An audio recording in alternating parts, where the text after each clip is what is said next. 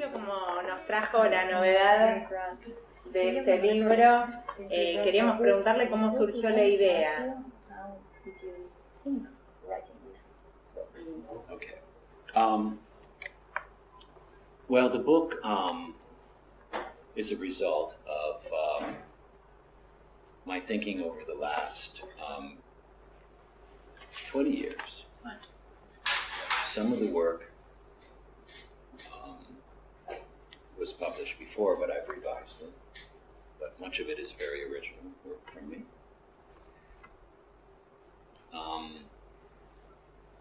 It was a reflection, a deep reflection, during a very dark time in my life, a very dark person, which I won't elaborate. Okay.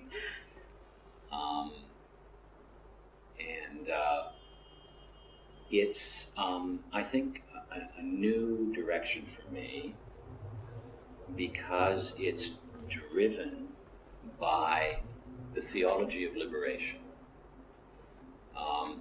In critical pedagogy, there's not much discussion of spirituality. And over the years, my students have been very interested in discussing this. But they're hesitant because they feel that they won't be considered critical. Do you want if I stop you to translate? Sure.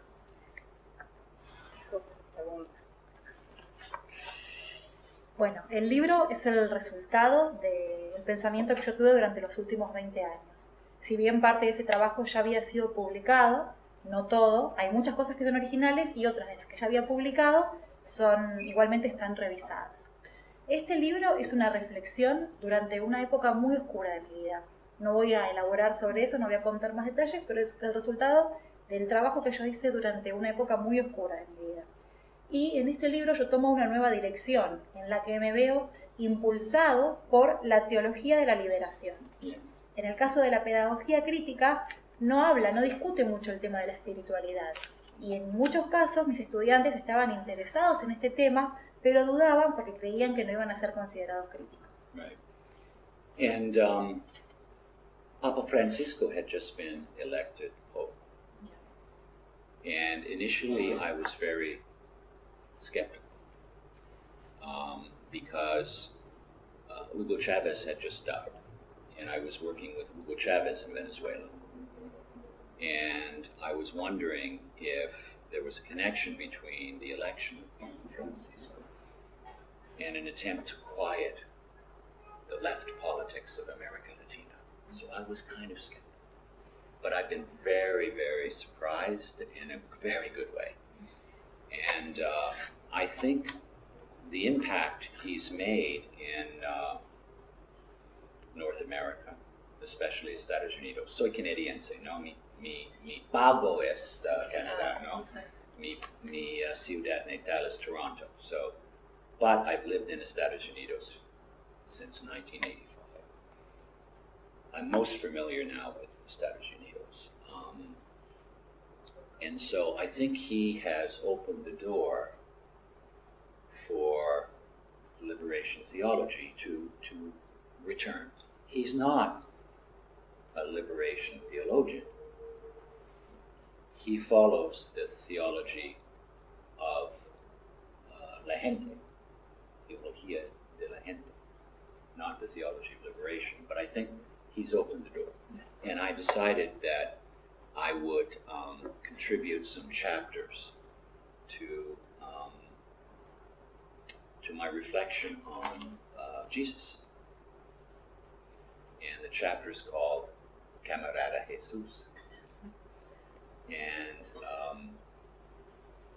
part of my reasoning doing this is because the evangelical community in Estados Unidos is very reactionary, very fascist, very, very right-wing and rigid. And I thought that the interpretation I have of Jesus is necessary. It's not original, but it's grounded in the work of theologians from America Latina, John Sobrino, José Porfirio Miranda, he's a Jesuit Mexicano, who died in 2000. And so their works were an inspiration for me. So I've just tried to take their vision, their interpretation of Jesus and move it into critical pedagogy as one other dimension. One other dimension. Can I stop you, please? El Papa Francisco había sido electo recientemente y yo estaba un poco escéptico porque justo en ese momento acababa de fallecer Hugo Chávez y yo estaba trabajando con él en Venezuela.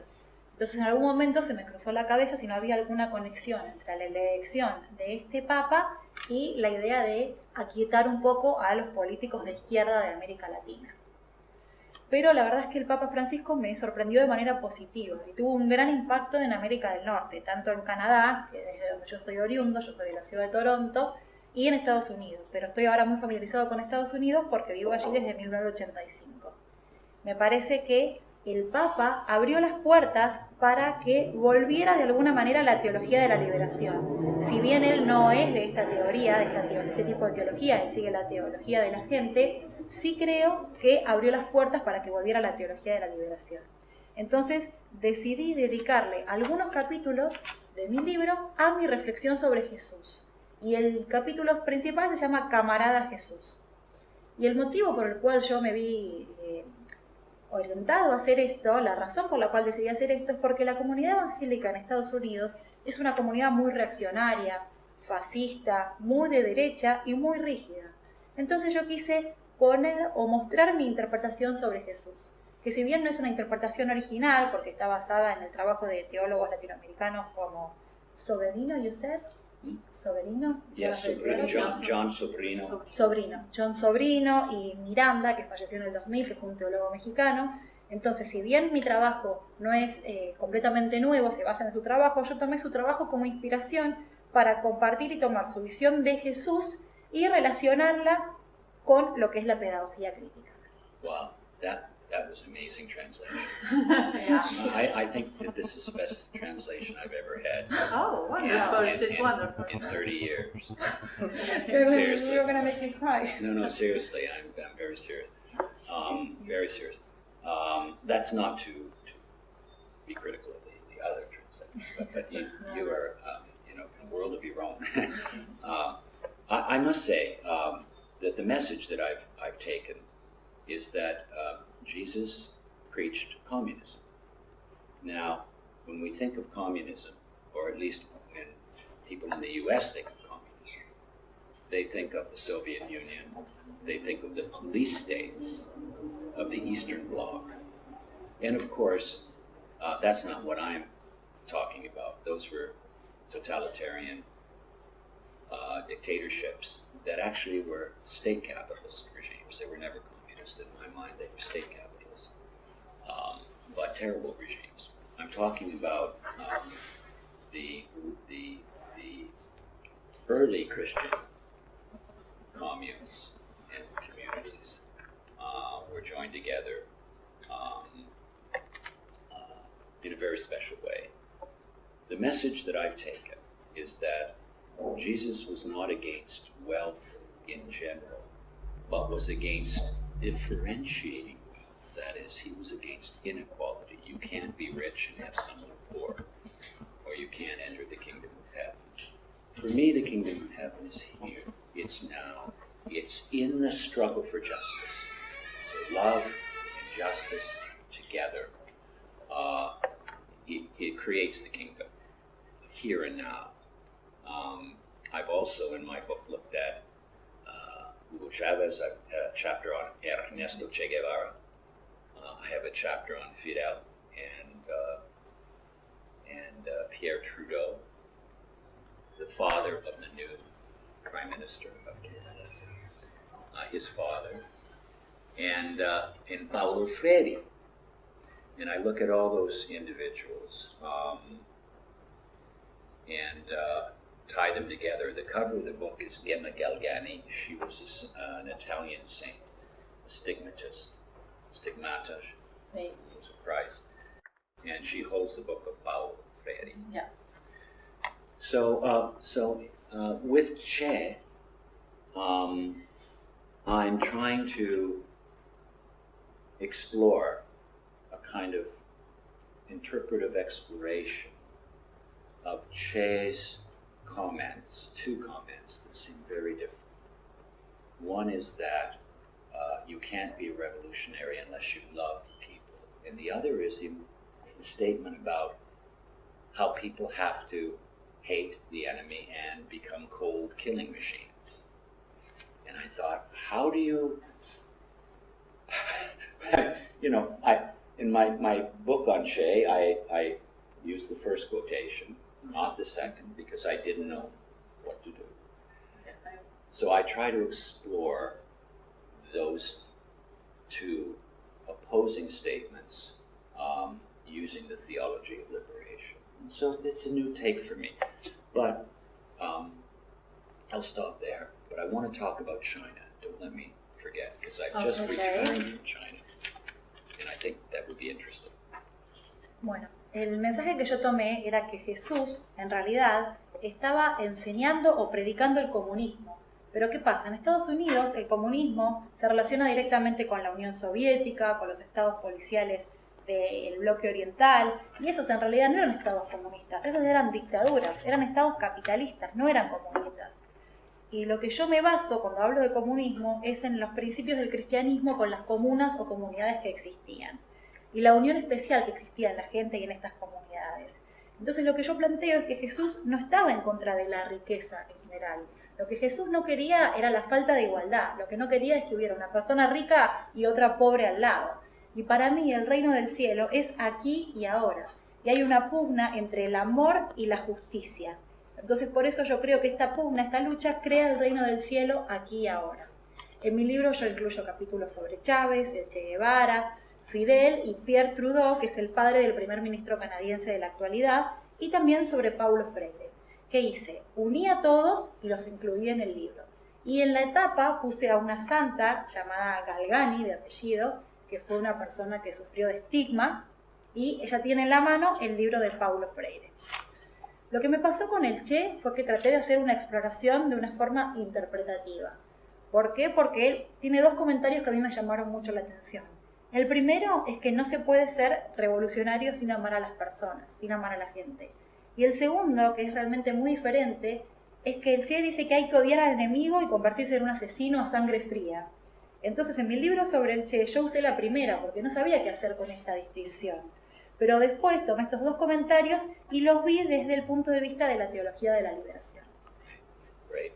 And so I visited Obispo Colombo, the Bishop of La Rioja, yesterday. In the cathedral in La Rioja. And he has just negotiated for the Canadian open pit mining company to leave. Thank goodness. Of course, it wasn't just the bishop, it was the bishop and the people. So I wanted to talk with him.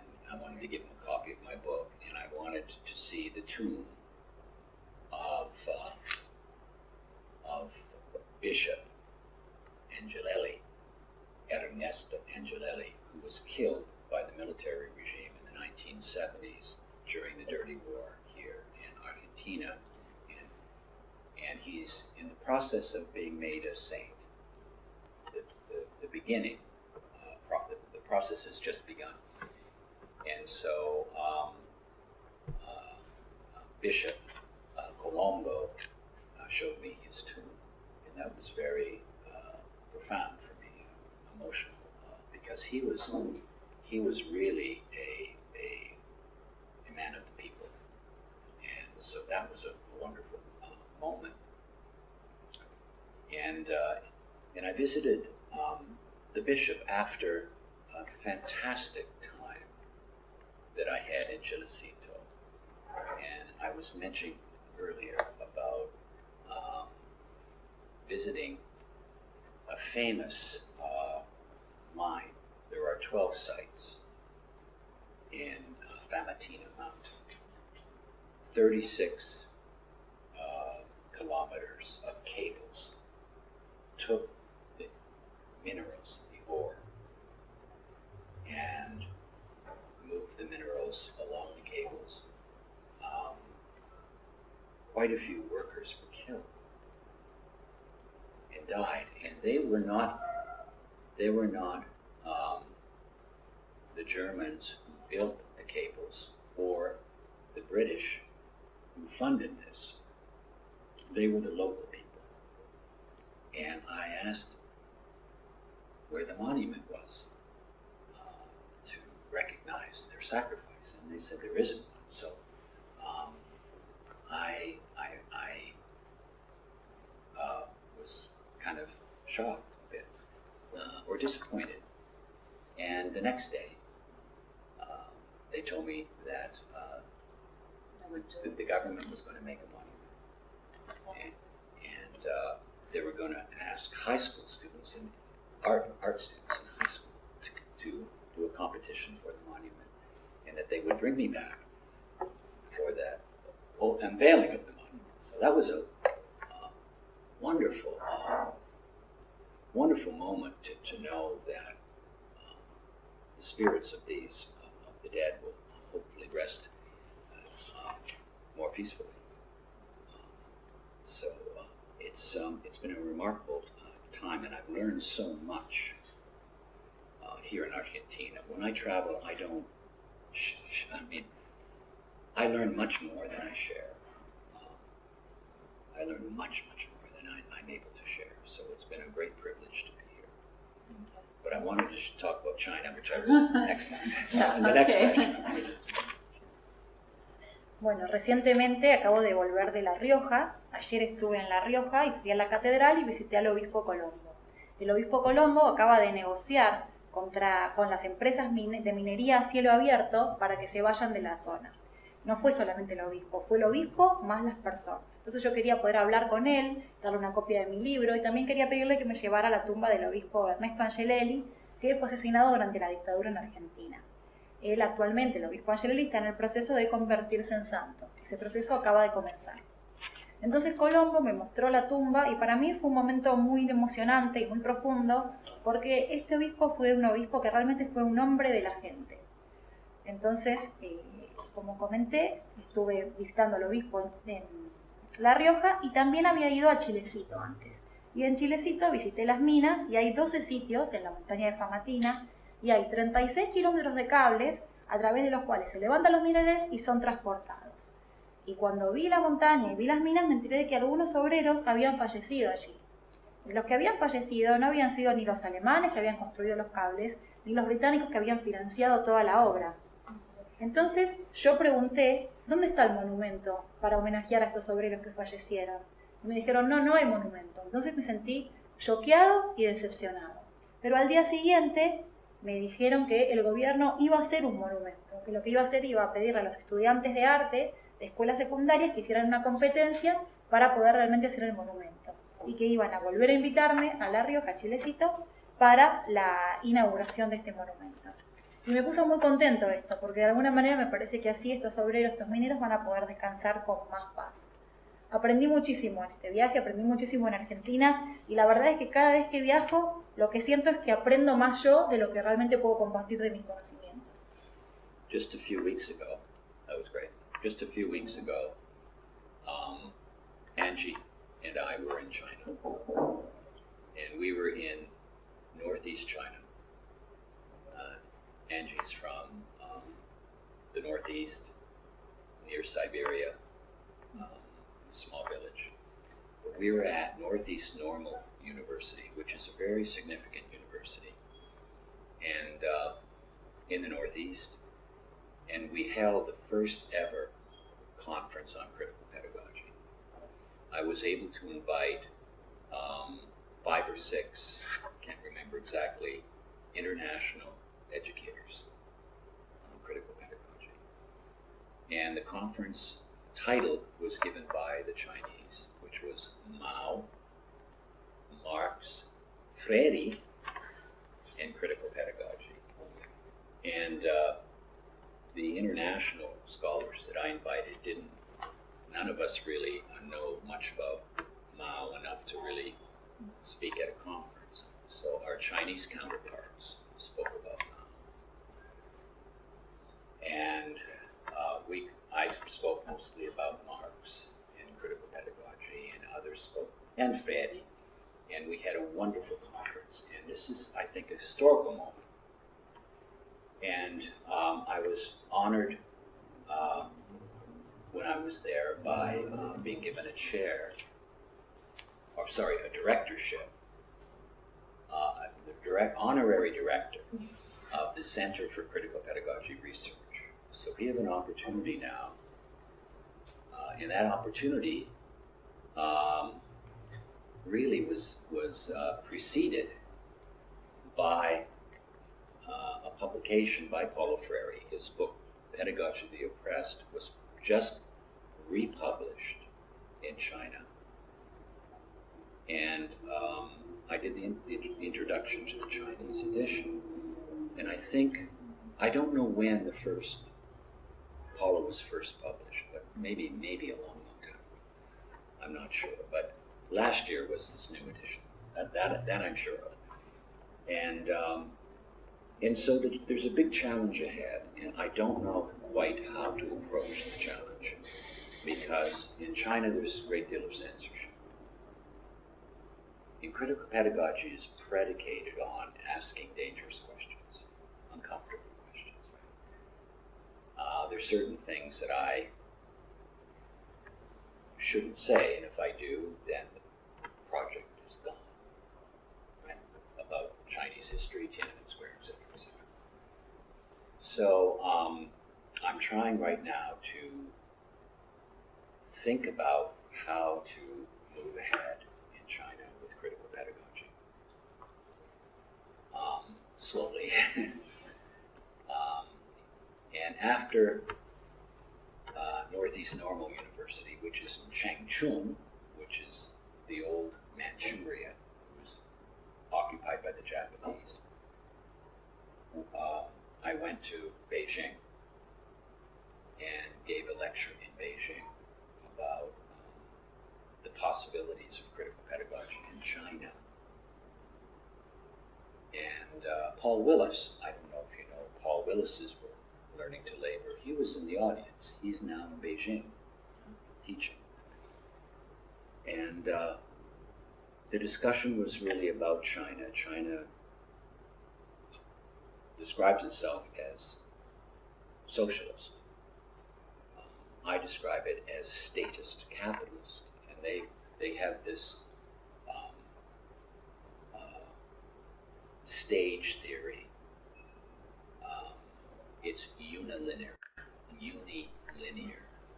that you must pass through capitalism before reaching socialism. Whereas my understanding of Marx is very different. Marx was a multi-linear thinking, if you read his later works, where he, for instance, argued that Russia could have gone straight to socialism without going through capitalism, provided the proletariat in Western Europe supported the peasants. So we have a big difference of opinion about capitalism in China. I'm a revolutionary Marxist, so my feeling is that we need a socialist alternative to capitalism. But I don't necessarily think we need to follow Europe. I think we can learn from American Latino. I think we can learn from the Zapatistas. I think we can learn from indigenous groups. And so,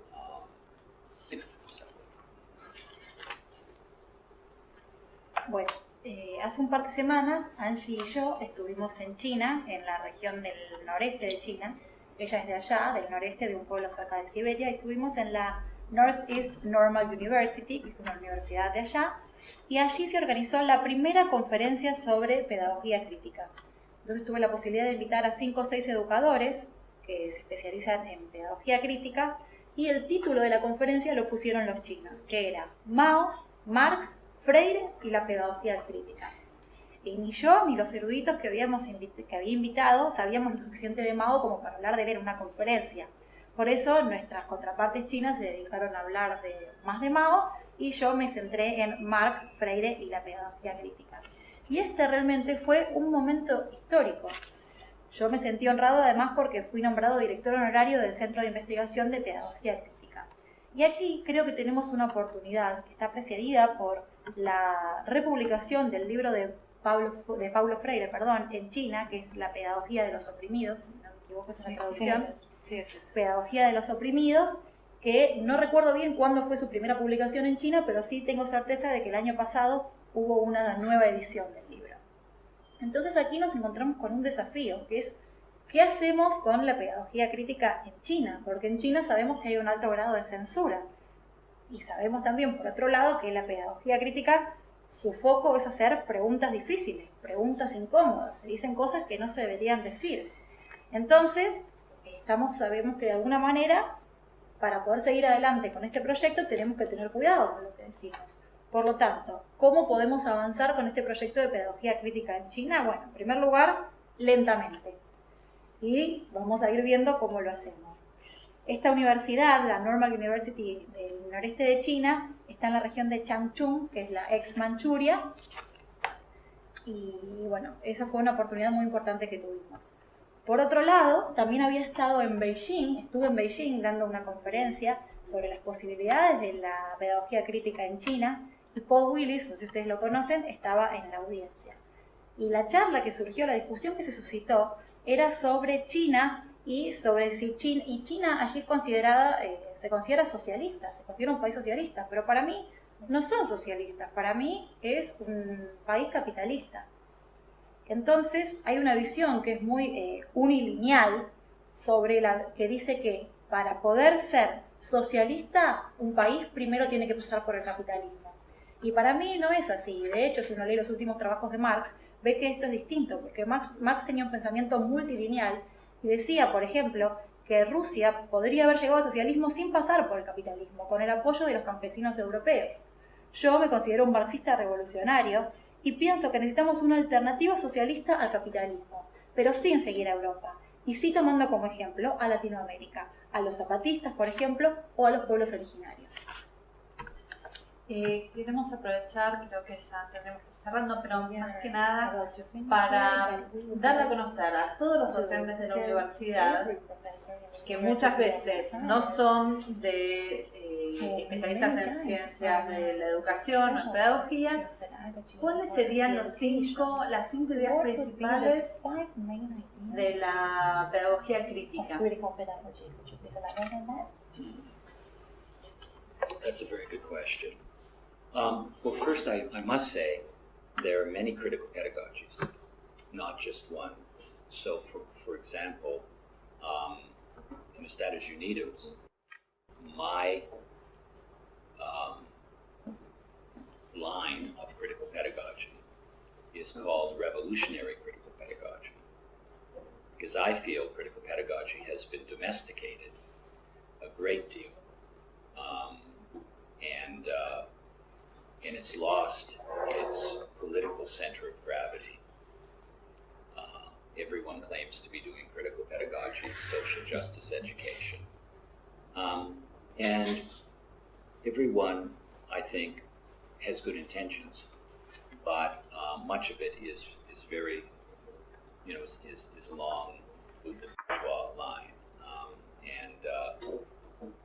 And so I've distinguished critical pedagogy from revolutionary critical pedagogy. Did I invent that term? No. The term comes from a wonderful educator named Paula Allman. She passed away a few years ago. She lived in England, and that was her term. And I'm using it in the way I think she used in her work. So there's other critical pedagogies. There's feminist pedagogy. There's eco-pedagogia, from the word ecology. Some of my students have been very, very central in the development of eco-pedagogy. I'm thinking of Richard Kahn, one of my former students, who's a leader in this field. So, but we all work under the umbrella, I guess, of critical pedagogy. So the central ideas, I think, for me, would be, first of all, and this is something that Henry Giroux has talked about, teaching, first of all, has to be relevant to the lives, to the histories, to the experiences of learners, young learners, or adult learners, etc. That means connections with popular culture. That means connections with the personal lives of the students, their voices, their dreams, their nightmares. But education is relevant not as an end in itself, but in order to develop critical consciousness. Critical consciousness is not an end in itself. Critical consciousness is developed for political and social transformation. So education has to be relevant in order to be critical, in order to be transformative. Those are three pillars, I think. For me, I would add two more. You asked for five. The fourth one would be education has to focus on a critique of capitalism. And education really has to focus on an alternative to capitalist society, an alternative to value production. Now, when I say value, I don't mean values like morality, although that's important. I'm talking about value in Marxist terms, which is monetarized wealth. So we need to create a social universe outside of the value form of labor, which is wage labor. Now, that's a long path. The left has not created a viable alternative for us to invest in. It's been very hard. You can't achieve that in one country alone. We're facing the transnational capitalist class. We're facing the transnational capitalist state. In order to do that, we need a transnationalist, right, opposition, a transnational alternative. Does that mean we need a transnational left party? Perhaps these are the debates.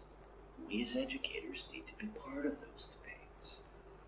I think in Latin America, you are more a part of them than in Estados Unidos, when you're not even supposed to be political, right? You're not even supposed to talk about politics.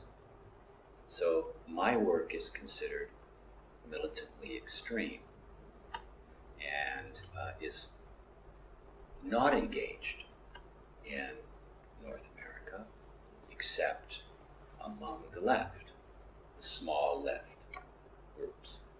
It's not, I did an interview recently for the Orange County Register about my new book. I was kind of surprised they even wanted to do the interview.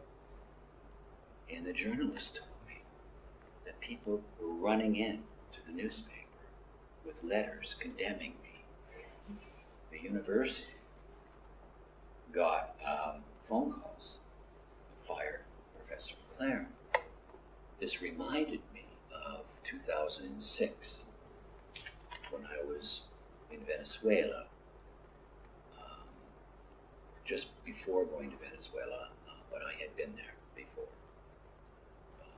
group, a very powerful group with lots of money connected to the Republicans Party, put me on a list. They identified 30 professors at UCLA, and I was at UCLA then, that they said were traitors to the United States and anti-American. And they put me at the top of the list as the most dangerous professor at UCLA. And they offered to pay students $100 to secretly audio tape my classes, $50 to make notes about what I'd said. And then they sent a brochure about me to the donors who give millions of dollars privately to the university every year. Your money and donation is paying this guy's salary. So that makes life difficult. Ironically, I'm at a private university now. But it's, you know, and so far, I think I'm bringing a different perspective. They hired me, and they're hiring some good faculty. They hired an evolutionist before me, because don't forget, I live in a conservative community where many students don't believe in evolution. And they hired a economist, Vernon Smith. He's in the 80s, but he Nobel Prize winner in economics. So I think they're, but it's a challenge. It's a challenge for me in working now in a conservative context. And I live, the university is 5 minutes drive from Disneyland. Disneyland is in Anaheim. A lot of people don't know Anaheim in Orange County actually was founded by the Ku Klux Klan in the 1920s. The largest rally of the Ku Klux Klan was not in the deep south of the U.S. It was in Anaheim. That was in the 20s. Okay. Voy a enviar justamente para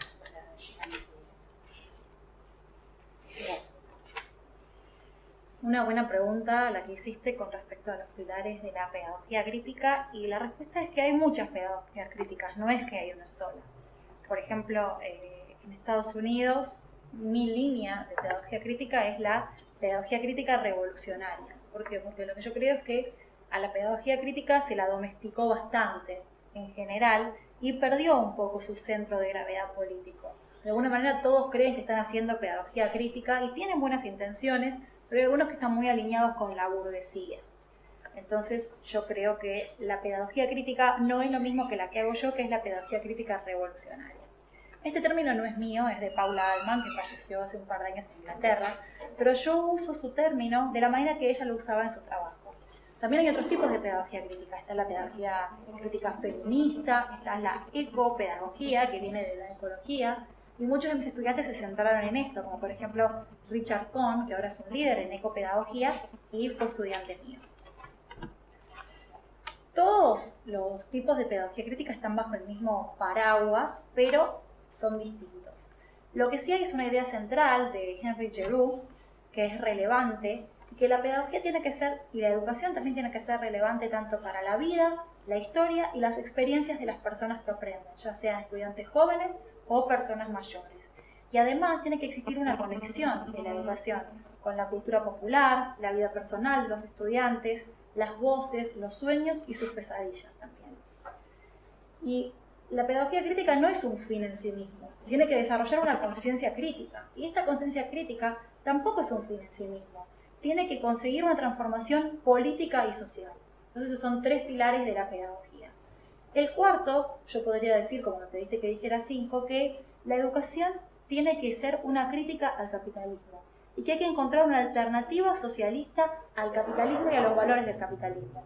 Cuando digo valores me refiero a los términos marxistas, ¿no? A lo que sería una universidad social, no a los términos de riqueza en cuanto al salario. Y la izquierda todavía, los partidos políticos de izquierda todavía no crearon una alternativa suficiente para combatir todo esto. La clase capitalista hoy en día está en los estados y es transnacional, entonces tendríamos que crear una oposición transnacional también. ¿Qué estoy diciendo? ¿Que la izquierda debería ser transnacional? Bueno, es algo que tendríamos que pensar, tendríamos que plantear los debates, y los educadores tienen que estar presentes en esos debates. Y me parece que los educadores están más presentes en esos debates en Latinoamérica que en Estados Unidos. En Estados Unidos la gente casi que ni puede hablar de política, ni quiere mencionar la política, quiere estar completamente fuera de la política. Por eso yo en Estados Unidos soy visto como un militante extremista, y los lugares o los grupos en los que me prestan más atención son solamente en los grupos de izquierda. Hace poco me hicieron una nota para el OC Register, que es de Orange County, California, y yo sobre mi libro nuevo, y yo la verdad no lo podía creer, porque no pensé que iban a estar interesados en mi libro. El periodista de hecho me contó que había gente entrando a la redacción del diario con carteles en mi contra, y además hubo llamados a la universidad en la que yo trabajaba para quejarse y para decir que me echaran. En el 2006, cuando yo trabajaba en Venezuela, en ese momento no estaba en Venezuela, pero ya había ido antes, me enteré que hubo grupos con mucho poder económico que estaban conectados con el Partido Republicano, que habían diseñado una lista en la que ponían 30 nombres de profesores de la UCLA, yo trabajaba en esa universidad en ese momento, que eran traidores a la patria estadounidense. Y yo estaba en la parte más alta de la lista, en el primer puesto, como el más peligroso. Y me enteré que este grupo le estaba ofreciendo $100 a cada estudiante que grabara mis clases y 50 a los que tomaran nota de lo que yo decía. Hasta hicieron un folleto sobre mí y se lo mandaron a los donantes privados de la universidad para contarles que este tipo estaba en su universidad, la universidad a la que ellos aportaban. Irónicamente, ahora yo trabajo en una universidad privada y hasta ahora lo que siento es que pude aportar una perspectiva distinta. De hecho, antes de mí habían contratado a un evolucionista. No se olviden que yo estoy en un ambiente muy conservador y hay mucha gente que no cree en la evolución. Y también a un economista, Smith, que fue ganador del premio Nobel. Entonces lo que siento es que aquí nos encontramos, o yo me encuentro ante un desafío, porque estoy en un contexto muy conservador. Y además les cuento como dato que la universidad está a 5 minutos de Disneylandia y está en la zona de Anaheim, que fue fundada por el Ku Klux Klan. Mucha gente piensa que el Ku Klux Klan operaba más fuertemente en el sur, en el centro del sur de los Estados Unidos, pero Anaheim fue su centro de operaciones durante mucho tiempo. So I would just like to add, Peter, I would just like to add that the university is a really amazing place.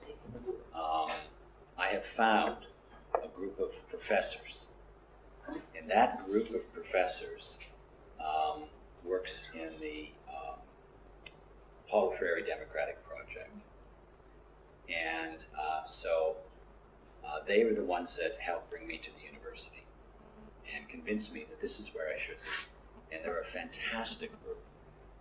When I return, next Thursday, we're hosting Alessandro from the Movimento Sem Terra from Brazil, the Landless Peasants Movement. And we're introducing students to Alessandro, and we're really, I think, opening a lot of doors for young people who otherwise would never have heard of these social movements. And so working at Chapman has really been an incredible experience for me. And I'm surprised at how much they've been supportive, given that it's in a very conservative part of the country, given that it's private. I must say that I've been very pleased with the working conditions among my colleagues, and so it's been a good move for me to go there from UCLA, and I'm just hoping to do my best work in the next few years, hopefully.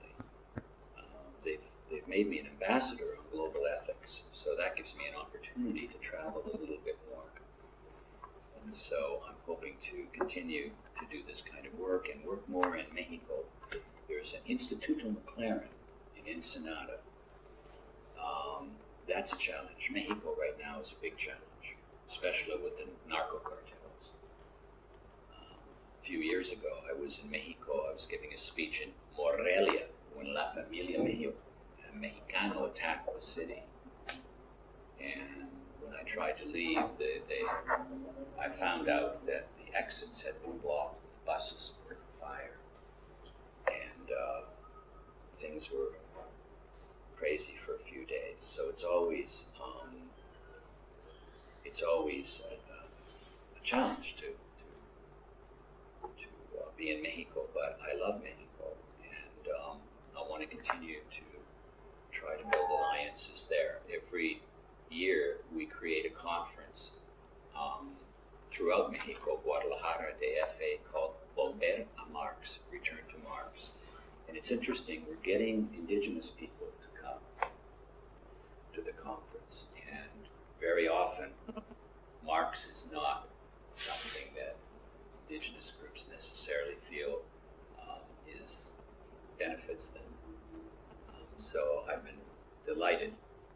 I was in Chiran a few years ago, and where the Purepecha tribe, and they're creating their what they call autodefensas to protect themselves and their lands from the logging companies.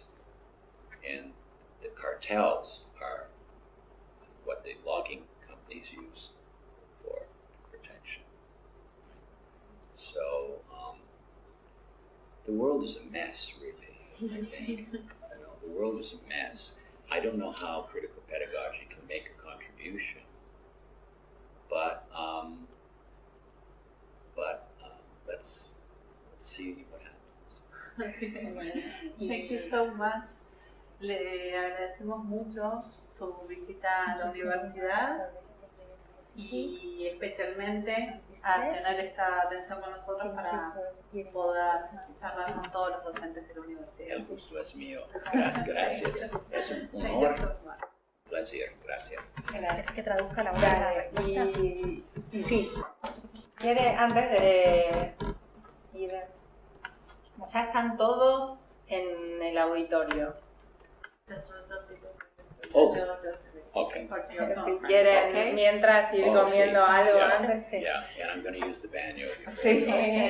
Bueno, quiero agregar que la universidad donde estoy trabajando ahora es un ambiente genial, el grupo de profesores es geniales, de hecho hay muchos profesores que trabajan en el proyecto democrático Paulo Freire y ellos fueron los que me convencieron para ir a la universidad y los que me llevaron allí y la verdad estoy muy contento por estar allí.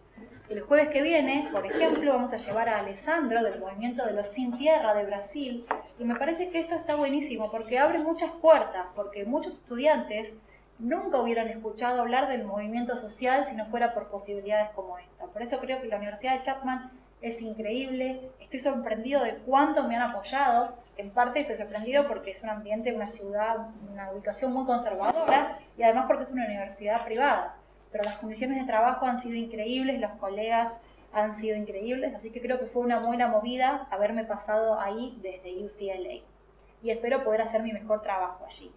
Además, recientemente me nombraron embajador de ética global y esto me va a dar la oportunidad de viajar más y sobre todo de poder centrarme más en México.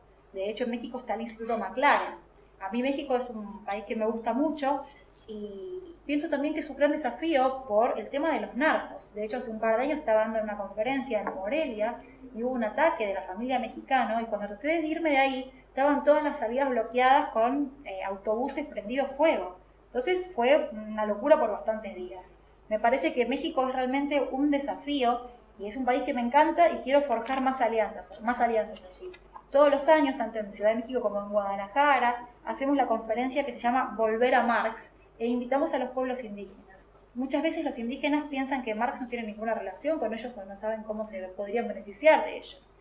Y en la ciudad de Chirán, o Chirán,